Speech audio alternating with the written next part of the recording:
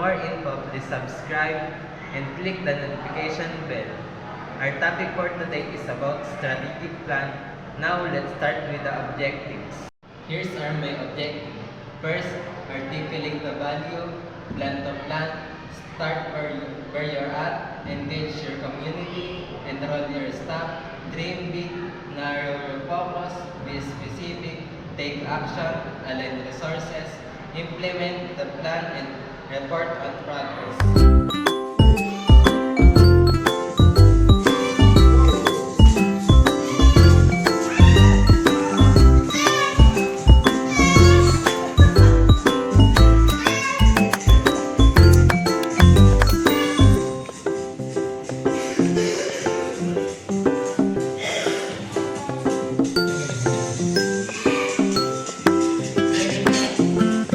How to develop a strategic plan for your community.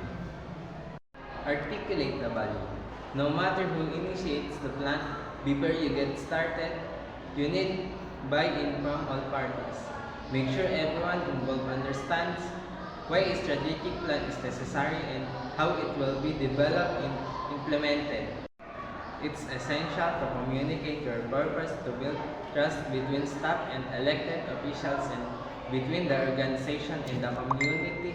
Strategic plans offer a way to gain consensus on long-range organizational goals, provide a framework for prioritizing your strategic plans, offer a way to gain consensus on long-range organizational goals, provide a framework for prioritizing resources, allocation, and establish accountability and transparency in the decision-making process.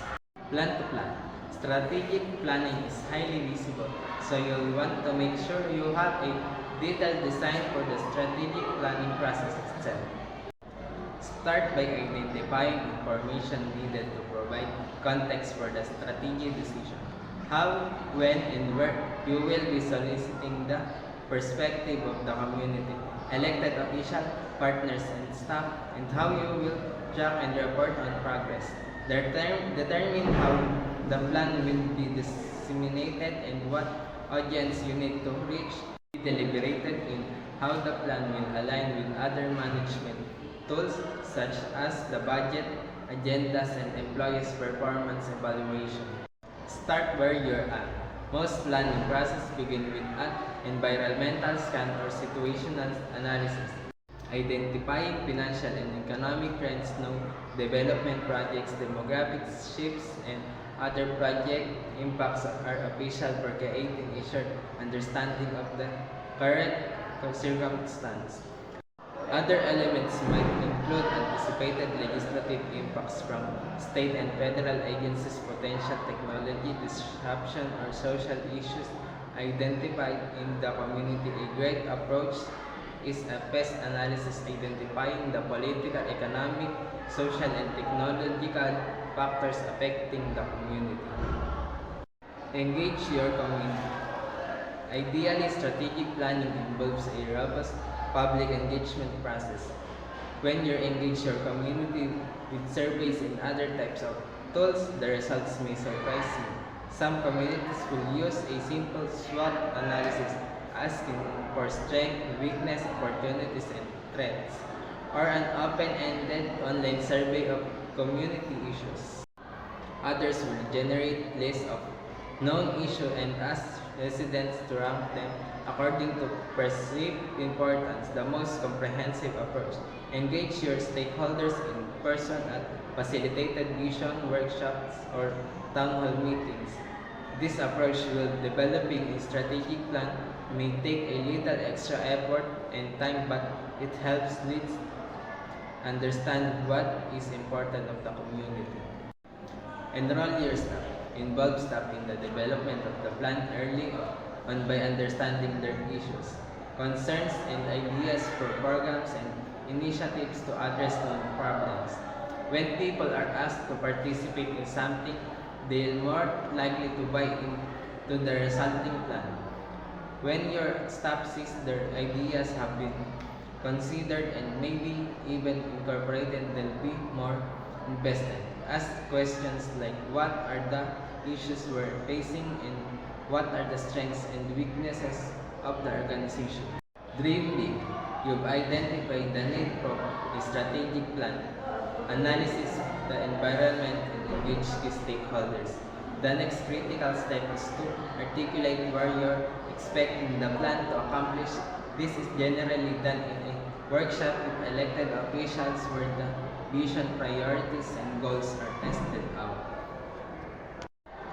This often begins with identifying an overreaching vision that will serve as the plan's North Star, the direction we want to everyone involved to head toward. The vision has to be something people can excited about. It is essential that it be inspirational, something that will be challenging and worthwhile to pursue. Narrow your focus. Next, specific near-term goals, priorities should be identified that guide your direction over the next 3-5 years. This will be used to prioritize resources and align staff efforts with intended outcomes, allowing the entire organization to contribute to the successful achievements of the overall vision. Be specific. All goals must be support achieving your vision and be supported by strategies that define successful outcomes. It is important to consider how each goal helps achieve the vision and how each strategy supports each goal.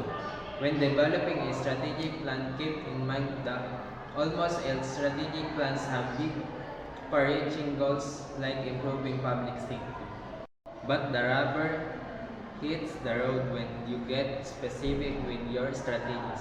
Identify specific measurable intended outcomes like reduce crime by 10%. Your strategies need to be measurable and achievable within a specific time frame. Take action. Once you've defined success by selecting strategies to reach your goals, the specific action you will take to implement those strategies should be identified. Action realized the intended outcomes of the plan and included the task, milestone, dates, and resources needed to achieve them. These are the fundamental building blocks of reaching your vision, the actual step you take along that journey. Align resources. The budget puts resources behind your goals to make achieving them possible.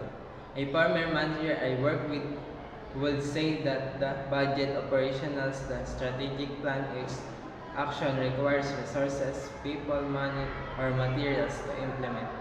To achieve a goal of having a safe neighborhood defined by the outcomes of a reduction into outbreaks ends, you need to invest in programs that make that possible. One might be a public information campaign requiring printed materials and time investments from your social media team. Another might be target police patrol requiring special equipment and staff assignments in the patrol division.